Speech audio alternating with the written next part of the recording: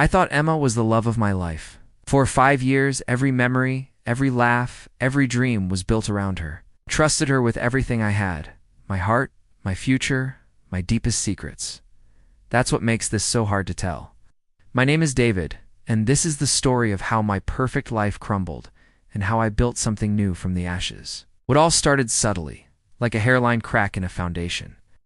A late night at the office here, a last-minute weekend trip with friends there. I never questioned it. Why would I? This was Emma, my Emma, the woman I was planning to propose to. I'd even bought the ring, a beautiful solitaire that I'd stare at sometimes, imagining it on her finger. I was so blissfully ignorant, so wrapped up in our perfect little world. First real alarm bell rang on our 5th anniversary. I'd planned a surprise romantic dinner at the restaurant where we had our first date.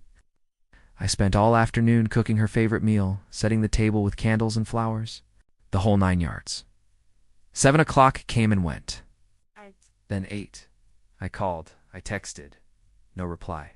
My worry started to curdle into a sick feeling in my stomach. Finally, at 10:30, she walked in looking flustered. Oh my gosh. David, I'm so sorry. My phone died and we got stuck in a huge project at work. Time just got away from us. She said it with such sincerity, planting a quick kiss on my cheek. She complained about her boss, Mark, being a slave driver. I bought it, of course. I packed up the ruined dinner, told her it was okay, and held her while she fell asleep. Exhausted from work, I pushed down the tiny voice in my head that whispered something wasn't right. A week later, I was cleaning out my car and found a receipt from a fancy downtown bar. It was from our anniversary night, time-stamped at 9:15 p.m., a table for two. 2 expensive cocktails and an appetizer. It wasn't a work expense. It was on her personal card, and it was miles away from her office. The sick feeling came rushing back, stronger this time. Her office didn't have a bar like that. Her boss, Mark, was a happily married man with 3 kids. At least that's what she told me. My friend Leo, a tech guy, saw how torn up I was. He suggested something I never thought I'd do. He told me about a simple way to check phone location history. With a heavy heart, I followed his instructions. Screen loaded, and my world tilted on its axis. Her phone's location data painted a very different picture of her life. The late nights at the office were actually trips to a sleek apartment building downtown. The girls' weekend was a trip to a romantic vineyard upstate. And on our anniversary, she'd been at that fancy bar, then back to that same apartment building.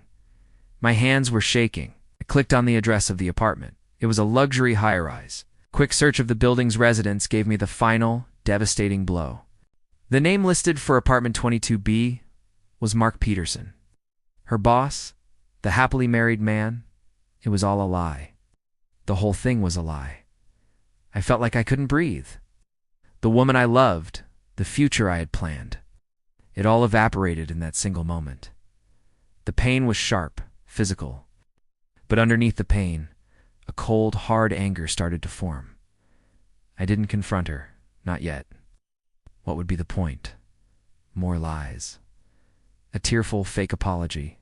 She deserved to feel a fraction of the humiliation she'd put me through. So, I started to plan. It wasn't about hurting her in the way she hurt me. I wasn't that person. It was about exposing the truth, about reclaiming my dignity. Emma had always been obsessed with her social image. Her Instagram was a carefully curated highlight reel of our perfect life. She was also a trustee for a local charity, a position she flaunted constantly. Their annual gala was in a month, a huge, high-profile event where she would be giving a speech. Her parents, her friends, her professional network, everyone would be there. It was the perfect stage. For the next 4 weeks, I played the part of the loving, oblivious boyfriend. It was the hardest thing I've ever done. Every fake smile felt like a betrayal to myself. I helped her pick out a dress for the gala. I listened to her practice her speech about integrity and community. The irony was nauseating.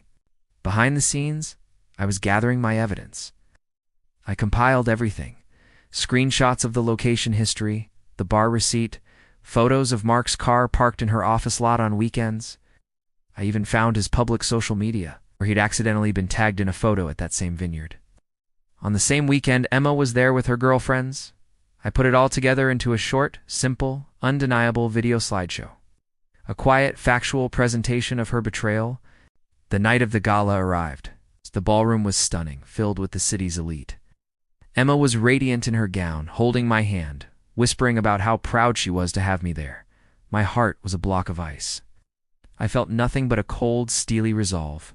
Her time came. She walked to the podium, beaming, and began her speech. She spoke about honesty, trust, and building a better community. The hypocrisy was breathtaking. She reached her crescendo, talking about the importance of strong moral foundations. I made my move. I had discreetly coordinated with the event's AV technician, an old college acquaintance I'd reconnected with. I told him I had a surprise tribute video for Emma. For a small fee, he was happy to help. As Emma paused for applause, I gave him the signal. The massive screens behind her, which had been showing the charity's logo, suddenly flickered. My slideshow began. First, a beautiful photo of me and Emma, with the caption 5 years of trust, then the bar receipt. Then, a map showing her office and the actual location of the apartment building. Screenshot after screenshot of her lies, laid bare for everyone to see. The final slide was a picture of Mark, with his name and his connection to her, next to a photo of his wife and kids. A wave of shocked gasps swept through the room. People started murmuring, pointing at the screens, then at a horrified Emma. Her face went from confused to pale with shock, then to a deep, blotchy red.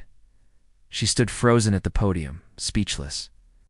Her perfect image, shattered in front of everyone she'd ever wanted to impress. Her parents looked mortified. Her boss, Mark, who was sitting at a table with his wife, looked like he'd seen a ghost. I didn't stick around to see the fallout. Simply stood up, turned my back on the chaos, and walked out of that ballroom. I didn't look back. Walking out into the cool night air, I felt a weight lift from my shoulders. It wasn't a feeling of victory or glee. It was a feeling of freedom, of closure. The next day, my phone blew up. Texts and calls from her family, our mutual friends. I ignored them all. I blocked her number and every one of her social media profiles. I packed up her things and left them with the doorman of my building.